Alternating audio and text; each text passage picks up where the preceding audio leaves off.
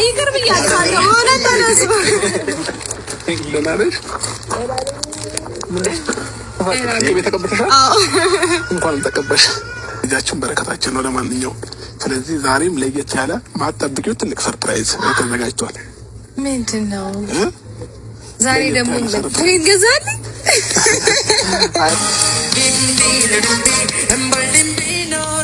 በፍቅር በደስታ ኑር ካንቺ ጋራ እንደኔው ካረገሽ ትዝታ ካለብሽ ነይልኝ ያካል መስኮርኮርኪ ብለሽ ኖራ መስኮራ ኮርኪ ስላለኝ አንቺው ነሽ ሱሴ ድብቅ አመሌ